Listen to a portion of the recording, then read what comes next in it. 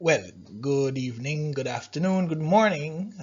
We are now looking at the relationship between banker and customer. And here, the relationship between a banker and his customer is a contractual relationship of debtor and creditor with the added obligation of honoring the customer's check to the extent to which he or she is in credit or to the extent of an agreed overdraft. And overdraft facility is where the bank allows the customer to draw down more than is in their account within a prescribed, prearranged limit. So a banker is under a duty to take reasonable care in its conduct of the customer's business. And this duty of care uh, in relation to giving advice is established under the principle in Hedley, Byrne, and Heller 1964, and this established the tort of negligent misstatement. So in Hedley, Byrne, and Heller of 1964, here a person with special knowledge or special skill undertake to advise someone who has relied on the advice, and there is a special relationship between these persons. Then the person providing the advice has a duty to provide reliable advice, and we have seen that principle played out when we looked at contract, particularly the common law contract. So Hedley Byrne also uh, imposes his duty in relation to the customers of the bank, but it is also a general duty in tort. Now, if a banker wrongly refuses to honor a check, the customer, if he or she is a trader, can claim substantial damages without proof of loss. However, if it's a regular customer and they suffer loss, then they can only claim nominal damages, and they have to prove the loss, of course. Now, this is illustrated in Ray and Yorkshire Bank, or this principle is illustrated in Ray and Yorkshire Bank. The bank had agreed to allow the plaintiff an overdraft facility of up to £1,400. The bank dishonored two checks and refused to allow the plaintiff to cash a check, despite the fact that none of these transactions would have taken the plaintiff beyond his overdraft limit. And remember what I said about an overdraft facility. It is where the bank allows you discretion beyond your what is in the account. So in other words, you may have a zero balance, but then the bank will allow you a loan facility that is referred to as an overdraft facility up to a certain limit, which is agreed between the parties.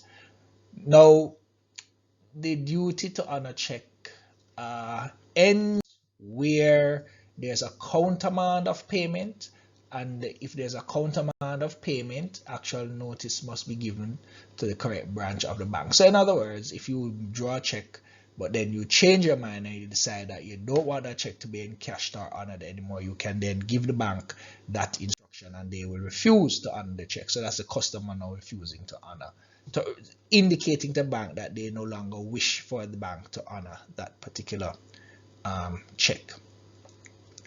Then if the customer is dead or the customer has suffered mental impairment and the bank is notified before the check is encashed, then the bank has an obligation not to honor that check.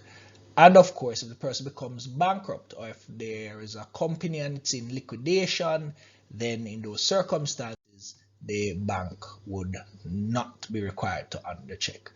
Now, there's a duty of secrecy, and this duty of secrecy extends to all information acquired in his character as banker and not merely the state of the account. So the duty of secrecy doesn't end with the closing of the account. And this duty of secrecy can be found at common law in the case of Tornier and National Provincial and Union Bank of England 1924. In that case, the bank, getting word about the overdraft of one of its customers, disclosed the fact that the account was overdrawn to the customer's employers and told them that he was thought to be gambling. And as a result of this, the customer was discharged from his employment and, of course, successfully sued the bank for damages. Now, this duty of secrecy, is it absolute? And the answer to that question is no. The duty of secrecy is not absolute. There are circumstances when the bank may disclose or may discharge its duty of secrecy. And what are these circumstances? So under compulsion of law.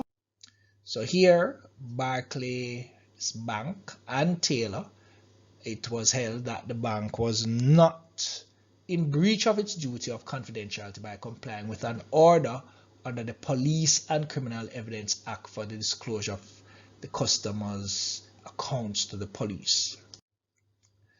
Furthermore, the bank was under no duty to oppose the application by the police nor inform the customer that an order for disclosure was made. So that is Barclays Bank and Taylor. Very instructive.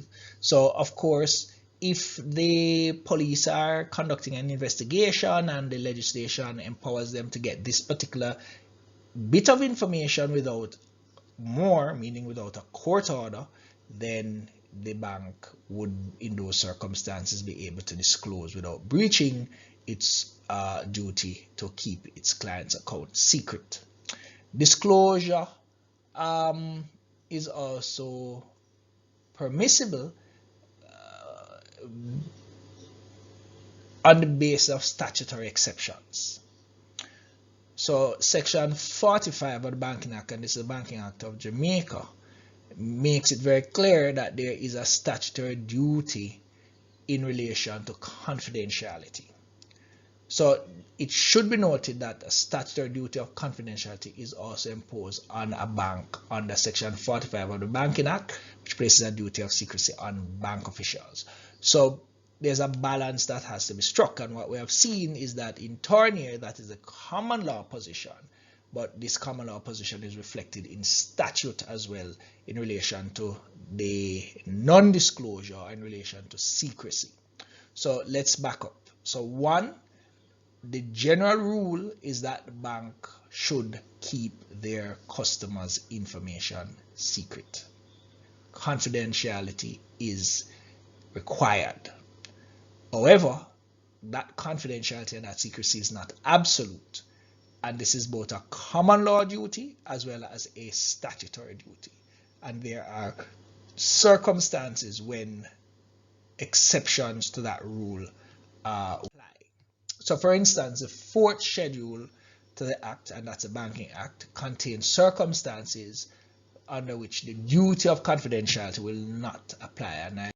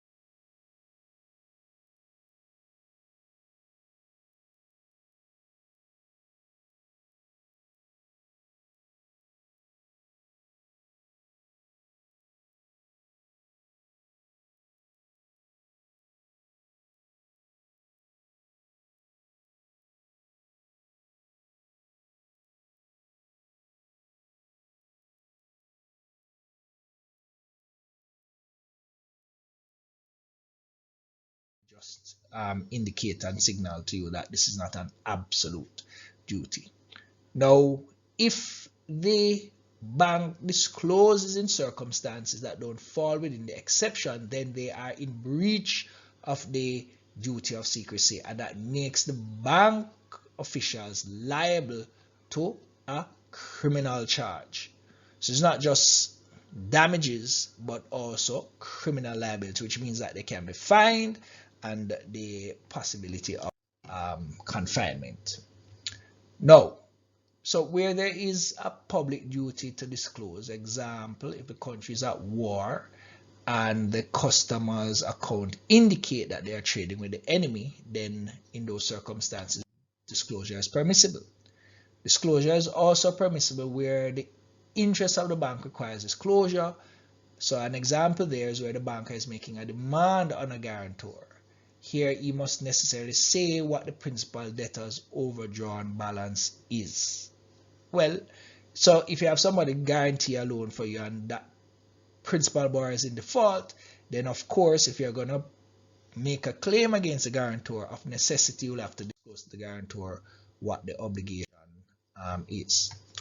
The fourth circumstance is when disclosure is permissible is where the customer's interest demands disclosure. And an example here is if he gives the banker's name as a reference, or where a reply is made to a status inquiry, or certain facts are disclosed in response to relevant inquiries by an intended surety.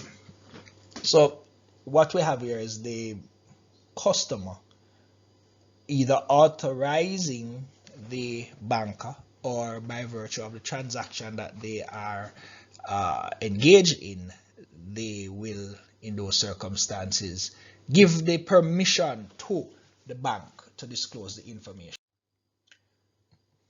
So in such cases, the customer is able to have given implied consent to the disclosure, and if not implied, then expressly given. Now, the banker has a duty to collect for customers' account checks paid in by the customer, right? So if you have a checking account and you draw checks, what will happen is that once those checks are honored, or even if they are not honored, the bank will return the checks that have been encashed to the customer, as well as return checks that are dishonored to the customer. Or if they don't return those checks, they may say to the person who is seeking to encash the check, refer to the drawer. So in other words, this is an accounting duty. Now, if the bank were to make any payments without the authority of the customer, say the customer's signature was forged, or the check is void for material alteration, the banker cannot debit his customer's account, right? So the bank has to be very careful, and that is why if one goes into a bank to encash checks or to transact business, particularly if it has to do with checks, you will find that they will try to cross-match the signature, or they may call the client, call the customer to verify that that customer in fact drew that check. And that is to prevent themselves from breaching this duty here of paying without authority. So, of course, the exception to this rule is when the customer is himself in breach of duties to the bank. So the customer is careless. So a customer is under duties to the bank. So it's not a one-way relationship, it is symbiotic. So what are the duties of the customer to the bank? So a customer is under duty to indemnify the bank against unauthorized payments made on his behalf, as well as authorized payment made on his behalf. So if he authorizes the payment, then he is to stand by those payments, and if the payments are unauthorized and they have wind of it, then they should alert the bank forthwith. So again, the customer must be careful when they are writing checks that they do so without leaving any loophole for anyone to alter the check itself. So here in London, Joint Stock Bank and Macmillan, a clerk prepared a check for M's signature. He wrote £2 in figure and left the space for the words blank. The clerk then altered the figures to £120 and wrote £120 in the space provided for words and obtained payment from M's bank. It was held that the loss was due to a breach of duty by M, and the bank could therefore debit M's account. So in other words, M lost £120, or if you want to be technical, they lost £118. So in Slingsby and District Bank, here the executors drew a check in favor of X and Co, leaving a gap between the payee's name and the printed word or order. And the payee is the person to whom the money is being paid. So a fraudulent clerk then altered the check by writing in the gap per Y and Z. So they changed to whom the check was intended. They changed the name of the payee. He then endorsed the check and obtained payment. It was held that the executors were not negligent in leaving a gap after the name of the payee. So this is giving us a contrasting position where the bank found, or where it was found that the customer, although they left that gap, was not liable for the fraudulent activities of the clerk. So the bank was therefore unable to debit the executor's account. Now, the customer is also under a duty to inform the bank of any forgeries which he is aware of. So again, customers have to be careful.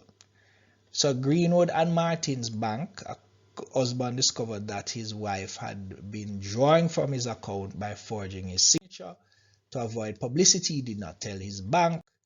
He subsequently discovered that his wife's explanation of her forgeries was untrue, and he threatened to reveal what she had done to the bank, whereupon the wife committed suicide. He then brought an action against the bank, reclaiming the money which the bank had paid under the forged checks, and his actions failed. Why? Because he was aware and he did not advise the bank in a timely manner. So here's a word that you are familiar with. He was stopped because of his failure to report the forgeries as soon as he had discovered them. Now, this led the bank to believe that the payments were authorized, and it did not therefore sue the wife during her lifetime, which would have enabled them to recover some of the monies that she would have secured. So the bank had therefore been adversely affected by the husband's omission.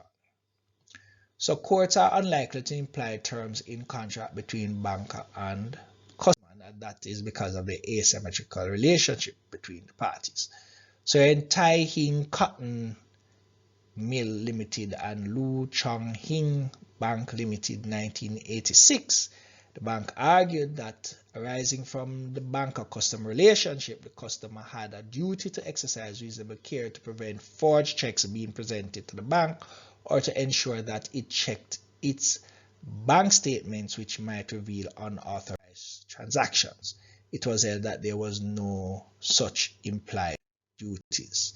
And this went to the Privy Council, and the Privy Council stated that clear and unambiguous provisions is needed if the banks are to introduce into contract a binding obligation upon the customers who does not query his bank statement to accept the statement as accurately setting out the debit terms in the accounts. Even when there is an express clause as to the conclusiveness of bank statements, if a customer does not make a query or object to items in the statement within a specified time, a court is likely to give restrictive interpretation to that clause. And another case that you can look at in your own time is FIS and Negril Holding Limited and Negril Investment Company. This is a 2004 case that went all the way to the Court of Appeal. So again, customers should exercise care in the handling of their accounts, but it's not an absolute duty. That is the point and the observation that I would care to make in relation to these cases. And the courts are saying that if that is the desire, then it should be in writing. But even if it is in writing, it is not an absolute duty. The bank cannot absolve itself of its duties to the customer to ensure that they are acting upon the instructions of those customers. So whilst the customer must ensure that fraud is not perpetuated on the bank has to ensure that it has systems in place to limit fraud. And this is particularly important in this day and age when much of banking is online, and therefore you have sophisticated hackers who are able to access unauthorized clients' accounts. And in fact, many of the breaches that now occur are cyber breaches, and the customer would not necessarily be able to protect themselves against this type of illicit activity. So I think what is happening in relation to the decision here is really the courts taking into consideration the asymmetrical relationship between the banker and that of the customer, as well as the resources that are at the disposal of the bank and that of the customer. And in any event, the bank itself is offering a service to protect the money of the client, and therefore you can't now say, well, it's your responsibility solely the customer to ensure that their accounts are in order. So this is a pretty short area, pretty straightforward. If it comes on any exam, usually the interest is in relation to the duties of banker, duties of customer, and more importantly, the secrecy, the duty of secrecy, and the circumstances in which those duties can be avoided by disclosure. So again, this is a relatively brief area, interesting area if you ask me, and one that should be of interest to everyone.